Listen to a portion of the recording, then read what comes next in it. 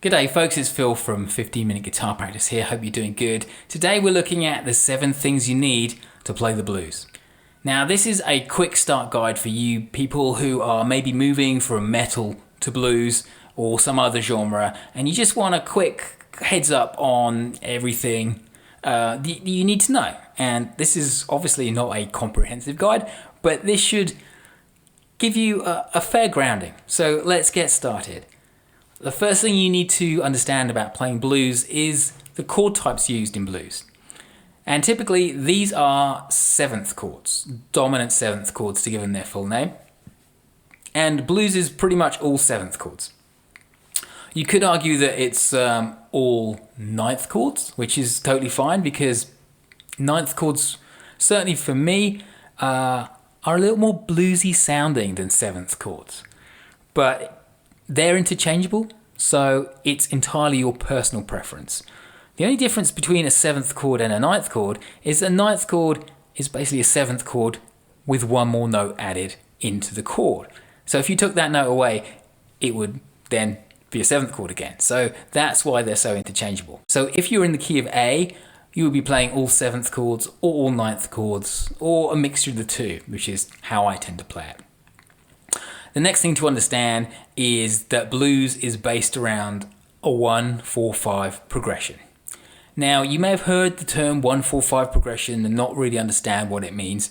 And instead of dipping into the theory behind this, I'm just going to give you a shape-based thing to remember so you can get yourself really well acquainted with the blues genre without too much additional study. So, if you need to find your one chord is going to be basically the key that you're in. So if you're in the key of A, your one chord is going to be an A7 because it's going to be all 7th chords, or it could be an A9, but we're going to do an A7 chord, right?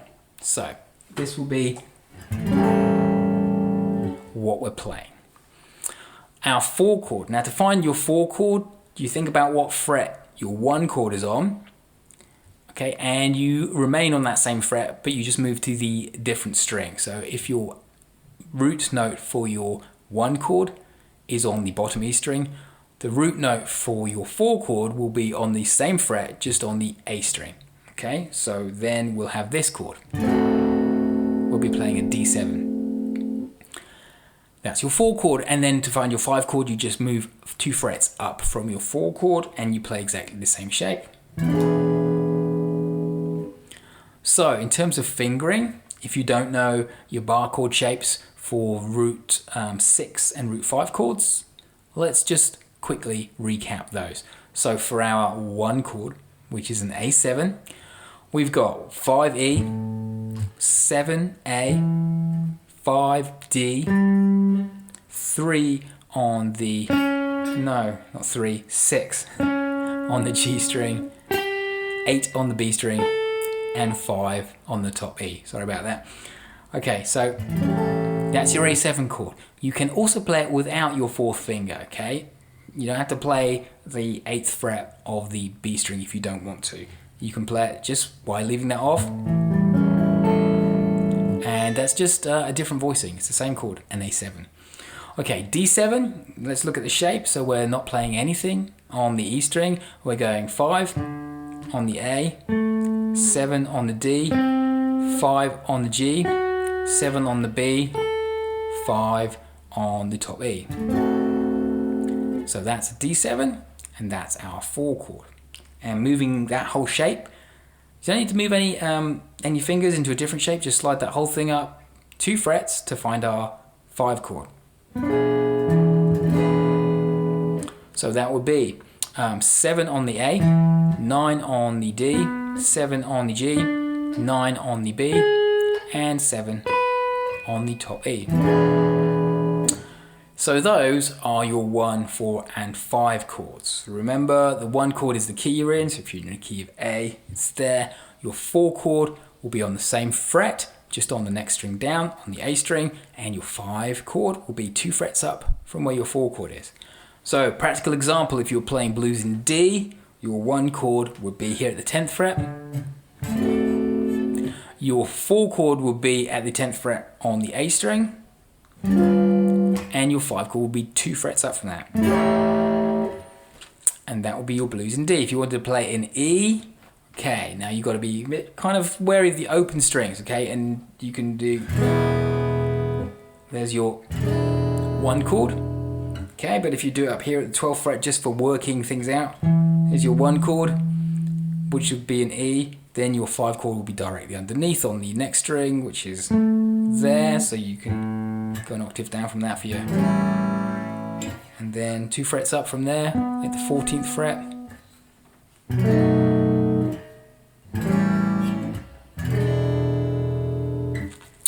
Okay, so that's the 1, 4, 5 progression. On top of that, you need to understand the 12-bar framework. 12-bar blues is basically a framework in which you know how long to stay on each one of those chords we've just talked about. And it basically goes like this. We've got 4 bars of the 1 chord. So a bar being a count of 4, we go 1, 2, 3, 4, 2, 2, 3, 4, 3, 2, 3, 4, 4, 2, 3, 4. Then we do 2 bars of the 4 chord. 1, 2, 3, 4, 2, 2, 3, 4. Then we go back to 2 bars of the 1 chord. 1, 2, 3, 4, 2, 2, 3, 4. Then it's 1 bar of the 5 chord, 1 bar of the 4 chord, then 1 bar of the 1 chord, and then to turn it around, 1 bar of the 5 chord before the whole thing repeats again. So 1 bar of the 5 chord, 1, 2, 3, 4, 1 bar of the 4 chord, 1, 2, 3, 4, 1 bar of the 1 chord, 1, 2, 3, 4, and 1 bar of the 5 chord. 1, 2, 3, 4. So that adds up to 12, and that's your 12-bar blues progression. So, while everybody can start a blues, you know, if you're jamming with buddies and you're going to play blues, it's 3 chords, pretty simple. The tricky thing is getting a blues jam to end. And I've been to many blues jams that never ended. So this next thing is what I'm calling the end riff, and it's very necessary to indicate to all the other players, okay, it's time to wrap it up. We've been jamming for 28 minutes and I need to go home. So that sounds like this.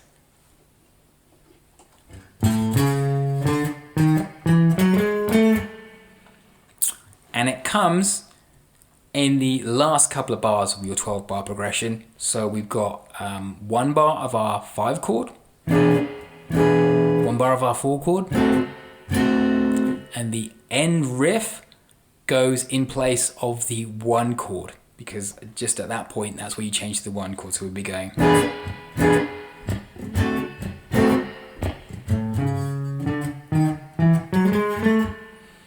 Okay. And this is entirely movable. So if you're in the key of D, you'll just start that end riff with your 2nd finger on the D note at the 12th fret. So in terms of fingers and frets, we play 1 note on the bottom E string, that's 5. And then we walk up 1 fret at a time on the A string, and we go 4, 5, 6, and 7. Then we move to the D string, and we do 4 and 6 and 7. So, and you'll notice there's a little kind of push there. So that's how you bring everything to a close, and the last thing you need to play is the end chord. Now the end chord is basically a 9th chord version of whatever key you're in. So if you're in the key of A, as we are, you play an A9 and let that ring. If you're in the key of G, you play a G9 and let that ring after playing the end riff. Or if you're in the key of D, again, you play a D9 and let that ring. Here's how that sounds.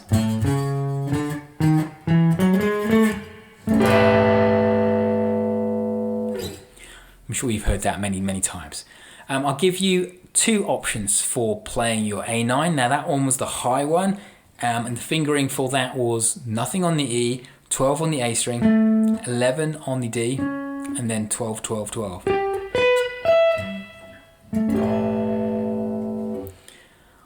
The other one is lower down, and that one sounds like this.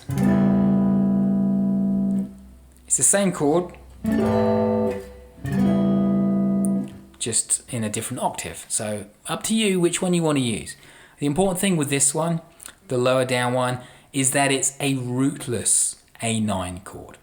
And that simply means that the root is not pressed down by your fingers. The root is actually here on the 5th fret of the E string, okay? But it's rootless, so I'm not playing it. You can see I'm just starting it from the A string, and I'm playing 4A, 5D, 4G, and 5B.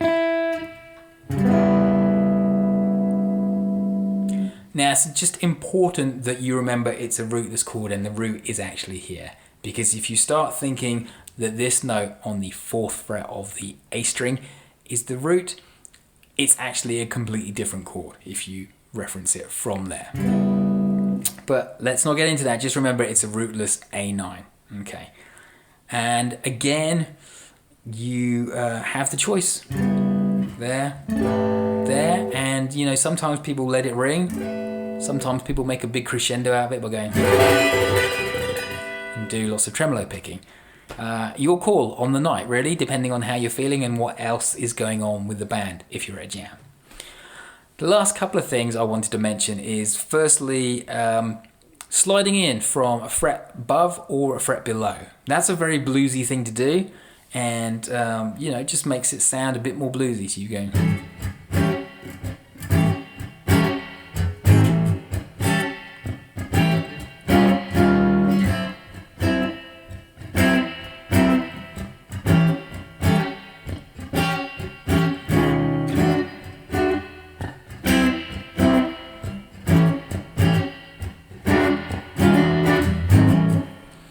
Now, don't do that for every single chord because that's just going to sound really samey and convoluted. So be a bit judicious with your use of sliding in from a fret above or a fret below.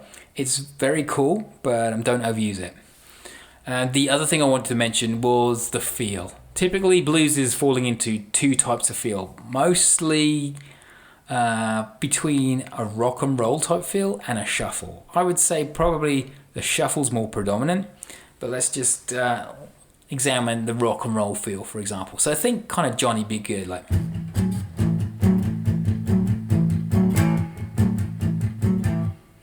That kind of thing, you would have heard that loads. It might be faster, it might be slower. And then you've got a shuffle, which is a more bouncy kind of thing.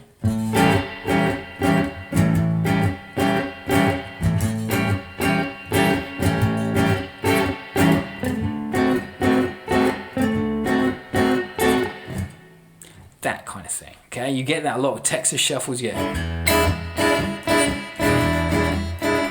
that whole thing. So if you're playing any kind of Stevie Ray Vaughan stuff or whatever, there's lots of shuffles.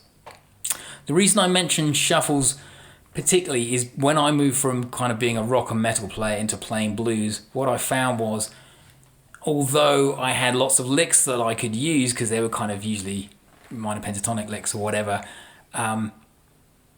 the framework and feel of a shuffle, which is kind of a triplet feel, like 1 triplet, 2 triplet, 3 triplet, 4 triplet,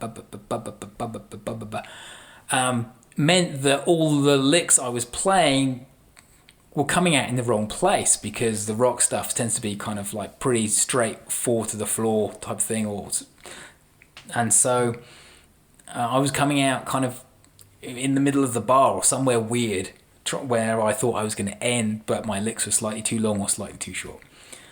So that's the seven-ish things you need to get started playing the blues. If you like this lesson, please give me a thumbs up. Subscribe if you'd like to hear more from me. And if you've got any questions or anything else you want me to cover or explain, please leave a comment below. This is Phil from 15 Minute Guitar Practice, saying bye for now. Cheers.